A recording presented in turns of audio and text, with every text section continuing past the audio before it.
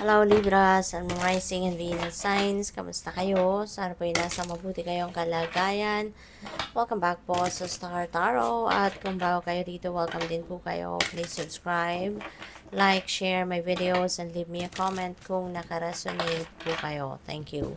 Tignan natin kung ano mga mensahe ninyo. And by the way, I would like to say hi muna and shout out sa ating beloved channel member na si Atnel0929.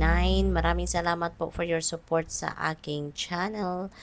So, first card ninyo, first message, we have the Queen of Wands. Ayan, so napakaganda nito if you are going to embody the energy of Queen of Wands sa ngayon. Kasi si Queen of Wands, siksik ang kanyang siksik-liglig, umaapaw ang kanyang optimism, ang kanyang confidence, ang kanyang inner strength, kung yan ang isa sa buhay ninyo, talagang kayo'y patungo sa inyong pagtatagumpay, okay?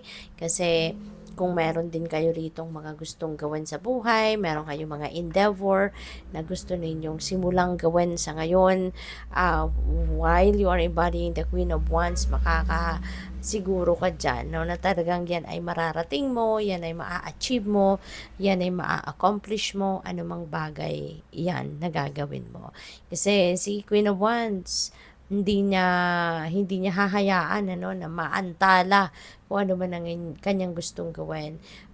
She's going to do anything and everything in her power para na ma-achieve, no, kung ano man yung gusto niyang ma-achieve. Kaya kung yan ang isa sa buhay ninyo sa ngayon, Libra, rest assured, no, na talagang kung ano man ang sinet mo sa isip mo na gusto mong makamit, gusto mong matupad, mangyari sa buhay mo, talagang papunta ka dyan. Kaya congrats sa'yo.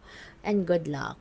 We also have the Four of Wands. No? This is celebratory energy. This is time of reunion. Diba? Baka meron pa kayong mga reunion na gagawin sa ngayon. Mga kaibigan ninyo, kapamilya, kamag-anak. No? Maaaring kayo ay magsasama-sama. At pwedeng yung pagsasama-sama na yan dahil merong okasyon kayong isa-celebrate din, that is also possible.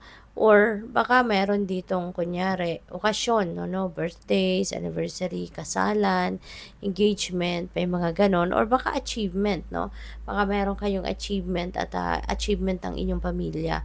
Pwedeng ganon din ang ganap. Pwede rin, na magkakaroon din kayo rito ng prosperity. Baka merong mga financial blessings, no, na paparating, or financial successes, no, na nakamit kayo or yung inyong kapamilya. Kaya ganon ang gagawin ninyo, no? You're going to celebrate them. Two of Swords, decision making ito, no? But ngayon parang hindi pa kayo handang magdesisyon or ayaw nyo pang magdesisyon, maaari kasi na nahihirapan siguro kayong mamili, no, dito sa mga choices na meron kayo. Maaring hindi ninyo ma-figure out kung alin dito yung kukunin ninyo, something like that, or ano yung gagawin ninyo. Hindi ninyo makita yung direction na gusto ninyong tahakin sa ngayon, Maring ganon. Kaya parang, teka lang muna. I just want to step back muna from this, kung ano man ang kailangan ninyong pag-desisyonan dito. So, yun, kapag handa na kayo, alalahanin ninyo na i-consider ninyong pakinggan ang inyong intuition. Consider listening to your intuition, na tignan ninyo kung ano yung makakatulong sa inyo or makakabuti sa inyo. Okay? So, tignan natin kung ano pa ang mga kaganapan dito for Libra. We have denial. No. Wow. Perhaps you are insisting that reality be something other than what it is. So parang hindi ninyo matanggap na eto na yung nangyayari sa buhay mo, or hindi ninyo siguro ma-acknowledge, no, na sadyang ganun talaga ang buhay, 'di ba? May mga bagay na nangyayari na hindi natin inaasahan, may mga bagay na nangyayari na hindi natin sukat akalain, 'di ba? Yung mga ganun. Kaya maaaring ang iba sa inyo ganun ngayon, no? Parang no, hindi yan ang gusto ko, hindi yan ang dapat mangyari, yung mga ganon. So what else? We have investment, finances are looking good and growing.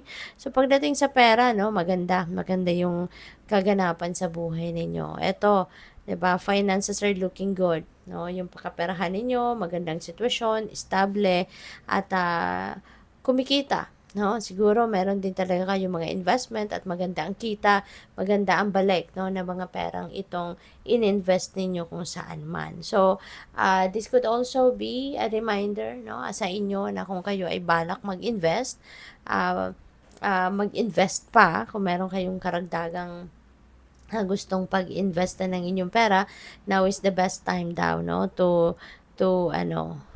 invest your money sa kung saan man na ninyo gusto, no. So, what else? We have partnership. Yan. So, baka mag-i-invest kayo in business at meron kayong mga makakasosyo, sa negosyong ito. Kaya, anuhin ninyong mabuti, no? Pag-aralan mabuti. Kasi iba, no? Iba kapag ikaw lang yung solong nagmamanage ng inyong kaperahan, ng inyong negosyo. Iba din kapag may kapartner. Kaya dapat maging matalino rin kayo sa pagpili, no, ng inyong mga makakapartner sa negosyo. At maging matalino din kayo sa pagpili ng kung saan din ninyo ilalagak ang inyong pera.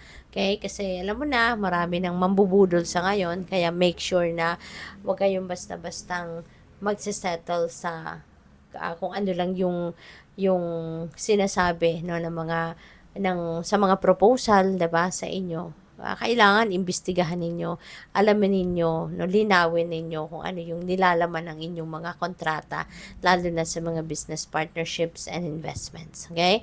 Para maiwasan, no, na mabudol kayo. So, good luck. Thank you for watching. Love and light. Namaste.